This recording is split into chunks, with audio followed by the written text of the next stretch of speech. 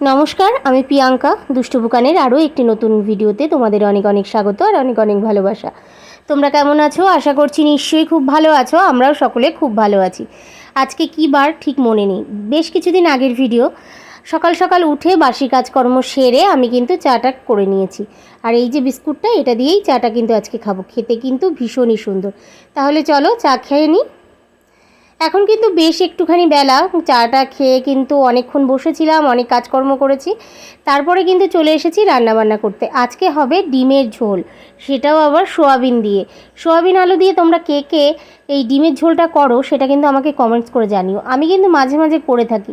সোয়াবিনও খাওয়া হয়ে গেল, ডিমটাও খাওয়া হয়ে গেল, বেশ ভালো লাগে কিন্তু। আর এইরকমভাবে যদি কেউ না করে থাকো, একবার কিন্তু করে দেখো। আমি এখানে ডিমগুলোকে সেদ্ধ করে নিয়েছি, আর এই দেখো হলুদও দিয়ে দিলাম। এখন ডিমটা ছাড়িয়ে এর মধ্যে কিন্তু আবার দুটো ডিম আছে হাঁসের ডিম কে কে ভালো খাও সেটাও জানিও।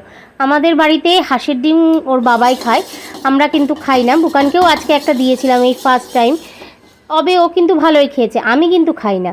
ডিমগুলো সেদ্ধ করে ওগুলোকে নুন হলুদ মাখিয়ে এখন বসে পড়েছি। ওই যে সোয়াবিন আলু দিয়ে করব, সেই জন্য আলু পেঁয়াজ এগুলো নিয়ে বসে পড়েছি। আলু পেঁয়াজগুলো তো কেটে নিতে হবে, সাথে একটুখানি আদা রসুন এগুলোও লাগবে। মশলাতে জিরে আদা বাটা, লঙ্কা বাটা, সামান্য একটু পেঁয়াজ আর একটুখানি রসুন দিয়েই কিন্তু আমি এটা করব। আর এটা কিন্তু খেতে রুটি লুচি পরোটা সব কিছুর সাথে ভালো লাগে। আর আমি এই যে কথা বলতে বলতে এই আলুগুলোকে কেটে নিচ্ছি। এই আলুগুলো নিয়ে কিন্তু অনেক সমস্যা আছে, আজকাল আলু একদম সেদ্ধই হতে চায় না। তোমাদেরও এরকম হয় কি না জানিও, আমার কিন্তু বেশ এরকম হচ্ছে। তবে এটা হচ্ছে চন্দ্রমুখী আলু, সেই জন্য কিন্তু ভালোভাবে গলে গেছিলো। কিন্তু জ্যোতি আলু যদি তোমরা কিনেছো তাহলেই হয়েছে, তাহলে আর সেদ্ধ করতে পারবে না, ওটাকে প্রেশারে দিতে হবে। প্রেশারে দিলে মনে হয় সেদ্ধ হবে। যাই হোক, আলু নিয়েও অনেক কিছু বলে ফেললাম। এবার এই আলুগুলোকে কেটে নেব, কেটে নিয়েও কিন্তু আমি পেঁয়াজ টেয়াজগুলো কেটে নেব। আর এইদিকে কিন্তু বুকানের কাজকর্ম করছে, দুষ্টুমি করছে, আর আমি আমার এই কাজকর্ম করছি। ওর বাবা চলে গেছে কাজে। আর এইদিকে দেখো সোয়াবিন সেদ্ধ করে নিয়েছি, আলুগুলোকে ধুয়ে নিয়েছি, আর এই যে পেঁয়াজ একটুখানি আদা রসুন জিরে সব কিন্তু মিক্সিতে দিয়ে দিয়েছি মশলা করার জন্য। আর এখানে দেখতে পাচ্ছ পটল সর্ষে পোস্ত, এটা হচ্ছে আমার কাকা শ্বশুর এসে দিয়ে গেছে। ওর বাবা কাজের থেকে চলেও এসেছে, অনেক সকাল সকাল কাজে বেরিয়েছিল, সেই জন্য তাড়াতাড়ি হয়ে গেছে। এই বাটিটায় যে তেলটা দেখতে পাচ্ছ, সেই তেলটা কিন্তু মাংসের তেল। মাংস রান্না করার পরে ওপর থেকে তুলে তুলে রেখেছিলাম, সেটাই আজকে ডিমের ঝোলে দেবো, টেস্টটা আরও বেড়ে যাবে। এরকম বেশি তেল হয়ে গেলে তোমরাও কিন্তু তুলে রাখতে পারো। ডিমগুলোকে দিয়ে ভাজা ভাজা করে নিচ্ছি। এদিকে কিন্তু প্রচণ্ড গরম পড়েছে। আমাদের এদিকে বৃষ্টি নেই বললেই চলে।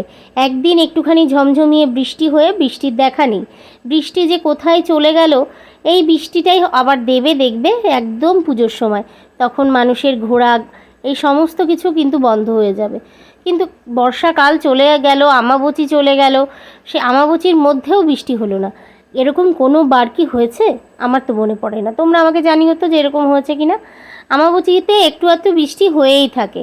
আষাঢ় মাসটা শেষ হতে চললো, তাও একটু বৃষ্টির দেখা নেই। বৃষ্টিটা যদি হতো তাহলে বেশ একটু ঠান্ডা ঠান্ডা ওয়েদারটা হতো, ভালো লাগতো আর কি। মানুষের এই কষ্টটা হতো না। আর আমাদের মতন সাধারণ মধ্যবিত্ত ঘরে তো এসি নেই, এই জন্য এসিতে বসে আমরা একটু হাওয়া খেতে পারবো। কিন্তু এসি অত হাওয়া খাওয়াও ভালো না। আর যদি কোনো দিন সম্ভব হয় নিশ্চয়ই এসি কিনবো, তবে আমাদের কিন্তু এসি নেই। এই কথা বলতে বলতে দেখো অনেক কিছু বলে ফেললাম। আর ডিমটাও আমার ভাজা হয়ে গেছে, এবার আলুটা ভেজে নেব। আমি কিন্তু আলুটা সেদ্ধ করে নেইনি, অনেকে কিন্তু একটু সেদ্ধ করে নেয়। আমি একটু ভেজেই নিয়েই এই রান্নাটা করব। কারণ আমি সাধারণত বাড়িতে ডিমের ঝোল করলে আলু সেদ্ধ করে নিয়ে করি না, আর একটু ছোট করেও কাটি, তবে আজকে আলুগুলোকে একটু বড় বড় করেও কেটেছি। এই যে আলুগুলো মোটামুটি আমার ভাজা হয়ে গেছে, আরও একটুখানি ভাজবো। আর বৃষ্টির কথা বলতে বলতে একটু বাইরে মেঘ করেছিল, কিন্তু সে বৃষ্টি আর হলো না, মেঘই হয়ে থাকলো। তারপরে আবার রোদ উঠে গেল। একটু জিরে ফোড়ন দিয়ে দিলাম। আর এবার ওই আগে দিতে ভুলে গেছিলাম, সেটাই একটুখানি তেলটা একটুখানি আলুগুলোকে ফাঁকা করে দিয়ে দিলাম। ওইভাবে কিন্তু ফোড়নটা হয় না আসলে, কিন্তু কি করব, মনে ছিল না, দিতে তো আমাকে হতোই। এবার এর মধ্যেই পেঁয়াজটা দিয়ে দেবো, ওই যে শর্টকাটে গ্যাটিস রান্না আর কি। এর মধ্যে যেহেতু মাংসের ঝোলের তেলটা রয়েছে, সেই জন্য কিন্তু খেতে দারুণ হবে। আর সত্যিই খেতে খুব সুন্দর হয়েছিল। এদিকে আমার আলু পেঁয়াজ এগুলো সব ভাজছি, আর ওইদিকে বারবার গিয়ে গিয়ে বুকানের বাবার সাথে কথা বলছি। ওর বাবার যেহেতু আজকে বেশি একটা কাজ ছিল না, সেই জন্য কিন্তু তাড়াতাড়ি কাজে গেছে এবং তাড়াতাড়ি বাড়িতে চলে এসেছে। আর বুকানকে নিয়ে এটা ওটা সেটা করছে। এবার বুকানকে ওর বাবাই স্নান করিয়ে দেবে। আমার তো স্নান হয়ে গেছে, পুজো হয়ে গেছে। পুজো তো এখন দিচ্ছি না, আমাবতী চলছে। আমাবতীর মধ্যেই কিন্তু কথাটা বলছি, এই ভিডিওটা করা ছিল আমার। আর এইদিকে দেখো, যেই মশলাটা করে রেখেছিলাম জিরে, আদা, লঙ্কা, রসুন আর এগুলো দিয়ে, সেই মশলাটা কিন্তু রুটিন মশলা আর কি, আমাদের সব সময়ের কাজেই লাগে। এই মশলাটা আমি দিয়ে দিলাম।